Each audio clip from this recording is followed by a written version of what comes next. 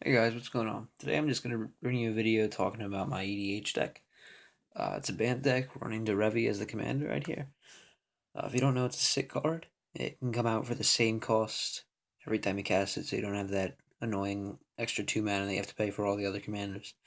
So it's 1 green, white, blue to put him back onto the battlefield from the command zone. Also, whenever he deals combat damage to a player, you can tap or untap target permanent. So it doesn't tap them down, so they still untap the next turn if you were to tap. So what I usually end up doing is I untap lands that I have. So it's really useful. Comes out at the cost of green, white, blue, and then from then on it comes out at the cost of 1 green, white, blue. So it's a really, really nifty card. And we have some combos in it, but we're going to go through each individual card in the deck. For Planeswalkers, we have the new Planeswalker, Ugin the Spirit Dragon. Sorry about the reflection of It's actually kind of funny. The reflection you can see is actually Benadryl because that's what's holding my phone up on this stand. So we have Ugin the Spirit Dragon, Elspeth Knight Errant, Jace Memory Depth, Jace Architect of Thought, and Tamio the Moon Sage. So these Planeswalkers are the only ones in the deck because Ugin's absolutely amazing. He's the new one we got in Fate Reforged, and his -10 is great just to put any number of permanents onto the battlefield. That could be an Omniscience. That could be pretty much anything. It could be a World Spine Worm. It could be a Worm Coil Engine. What's it called? I don't know. Elspeth. It's probably one of the weaker ones, but still the indestructible one. If you are able to get it out, it's great. Jace, the ultimate again. This Jace, the ultimate wins games. It really does. Because you're able to play any card in up to 4 players decks. Because 3, because your opponent's 1 out of yours. And then Tamio, which is also, again, ultimate's great. Sorceries, we have Wrath of God. Oops. Wrath of God, Plead for Power, Armageddon, Supreme Verdict, Harmonize, Route, Time Reversal, Time Warp, Planar Cleansing, Praetor's Council, and Enter the Infinite. Board Wipe, great for just drawing an extra 3 cards. It's not very specific. You can pay 1 blue and 3 whatever to draw an extra 3 cards. And it's great to, if it ever works, you can also take an extra turn. Armageddon, just if you're not liking the board state. Supreme Verdict is board wipe. Harmonize, just draw 3 cards. Board wipe. Time Reversal is great if you don't like your hand. Time Warp, take an extra turn, that's obvious. Board wipe, get all your graveyard back to your hand. And this is part of the win con, so we'll talk about that in a bit. Instance, we have Pact Negation. This is one of my favorite cards in the deck. Just because you can be tapped out and they'll think they're safe to play the best card in their deck, and you just decline it.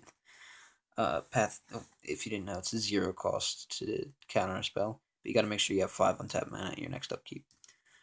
Path to Exile and STP.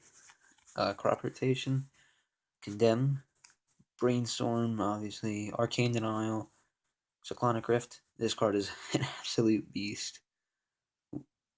Get that back into focus. There we go.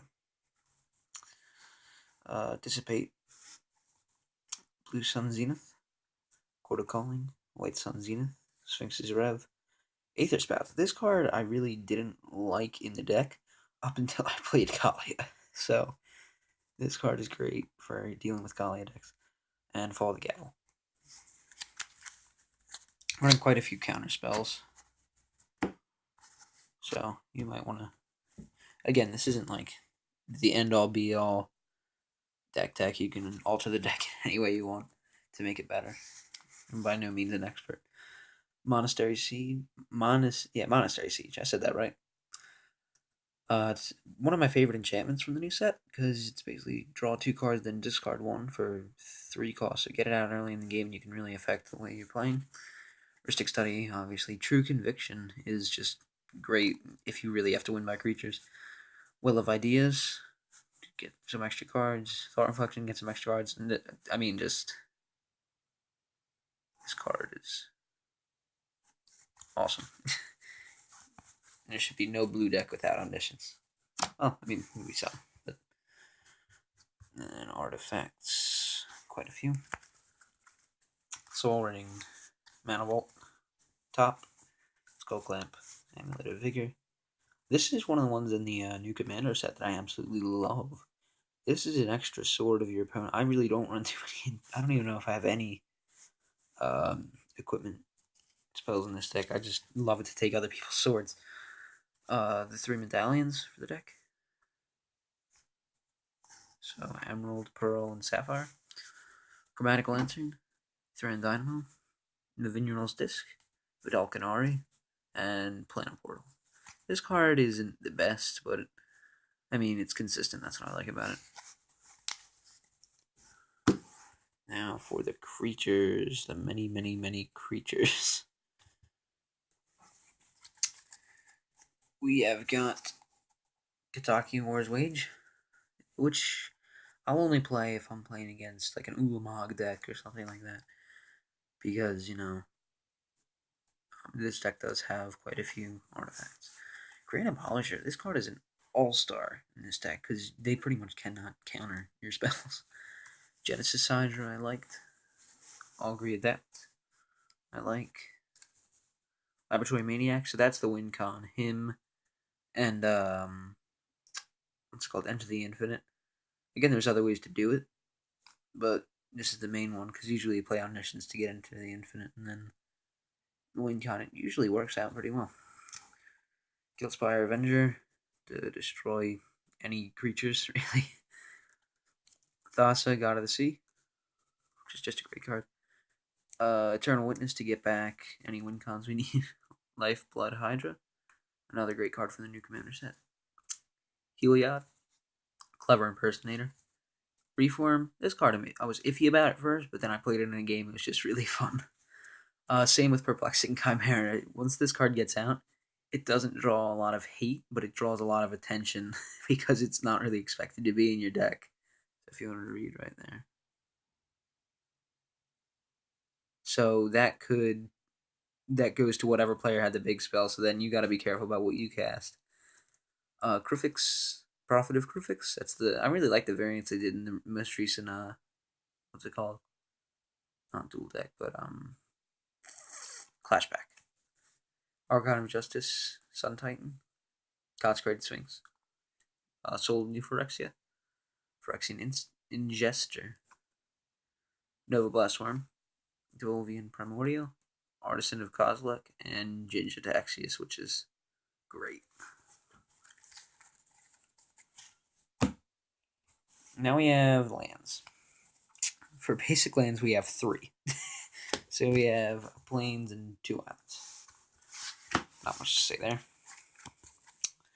Now, this land base is more towards the budget side of things.